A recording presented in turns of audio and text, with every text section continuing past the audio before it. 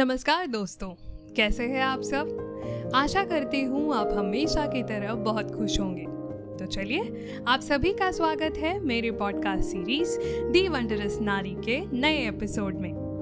और अगर आप इस पॉडकास्ट सीरीज को पहली बार सुन रहे हैं तो बता दें, इस पॉडकास्ट सीरीज के जरिए हम आपको मिलवाते हैं भारत की उन महिलाओं से जिन्होंने अपने हौसले, समर्पण और संघर्ष से इतिहास रचा। मैं हूं आपके साथ अदिति, आप सभी का स्वागत करती हूं। तो चलिए आज की कहानी शुरू करें। आज हम बात करेंगे उस नारी की जिसने उस दौर में डॉक्टर बनने का सपना देखा जब लड़कियों को घर से बाहर निकलने तक की इजाजत नहीं थी। आज की हमारी वंडरस नारी है आनंदीबाई जोशी, भारत की पहली महिला डॉक्टर। उनकी कहानी सिर्फ एक डिग्री ही नहीं, ये कहानी है समाज से संघर्ष की, बाल विवाह की बेड़ियों को तोड़ने की और एक ऐसे सपने की जो एक दिन सैकड़ों लड़कियों के लिए रास्ता बन गया। साल था 1865।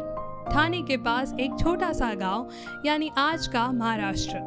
9 मार्च को जन्मी आनंदीबाई का नाम पहले यमुना था।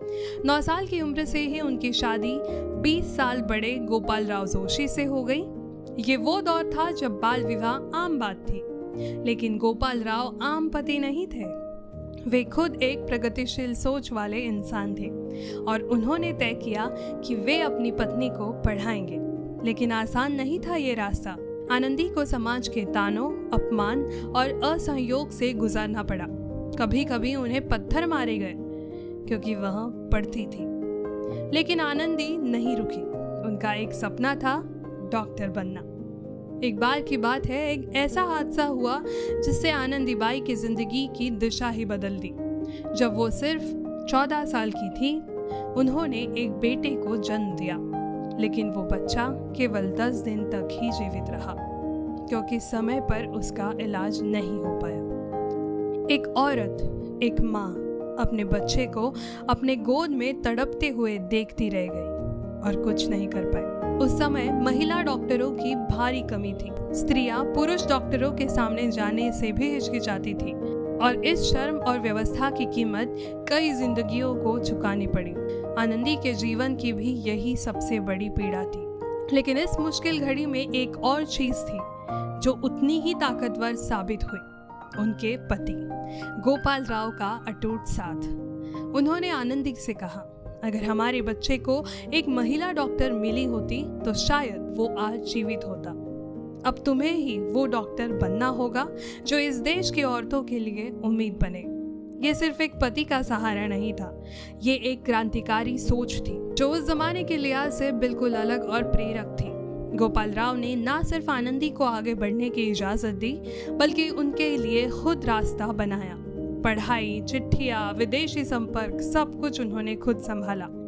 और फिर तय हुआ, आनंदी अमेरिका जाकर डॉक्टर बनेगी, ये सपना साकार होने का सफर। साल 1883 में 18 साल की आनंदी अकेली बिना किसी महिला साथी के समुद्र यात्रा से अमेरिका गई। वो भी उस दौर में जब औरतों को घर से बाहर निकलना तक अपराध माना जाता था। लेकिन वो गई। वहां पहुंची न्यू जर्सी में। वहां उन्हें the women's medical college of Pennsylvania में दाखिला मिला। अमेरिका में उन्हें स्वास्थ्य संबंधी बहुत कठिनाई आई, ठंड, खान पान और सांस्कृतिक फर्क। लेकिन उन्होंने कभी हार नहीं मानी। 1886 में उन्होंने MD की डिग्री हासिल की। भारत की पहली महिला डॉक्टर उस दिन बनी।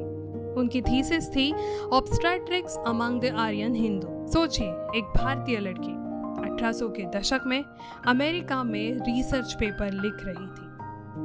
1886 में आनंदीबाई भारत लौटी। पूरे देश ने उनका स्वागत किया। जिस समाज ने उन्हें कई ताने मारे थे, वे लोग भी उन्हें सलाम कर रहे थे। लेकिन किस्मत को कुछ और ही मंजूर था। डॉक्टर बनने से पहले ही उनकी सेहत बिगड़ने लगी। टीबी से पीड़ित आनंदी की हालत और बिगड़ी और महज 22 साल की उम्र में 26 फरवरी 1887 को उन्होंने दुनिया को अलविदा कह दिया। उनकी अस्थियां अमेरिका भेजने वाली उनकी मेजबान थियोडोसिया कारपेंटर ने अपने पास संभाल कर रखी। आज भी न्यूयॉर्क के पॉकेप्सी में उनका स्मारक मौजूद है। आज जब भी हम अस्पतालों में महिला डॉक्टरों को देखते हैं, जब लड़कियां मेडिकल की पढ़ाई के सपने देखती है, तो उसके पीछे कहीं ना कहीं आनंदीबाई जोशी का संघर्ष शामिल होता है। उन्होंने समाज की सोच को बदला और ये साबित किया कि सपनों के आगे कोई रुकावट बड़ी नहीं है। उनकी जिंदगी एक प्रेरणा है। अगर जज्बा हो तो एक लड़की अकेली भी इतिहास रच सकती है। तो दोस्तों, आशा करती हूँ आपको आनंदीबाई की ये कहानी बहुत पसंद आई हो।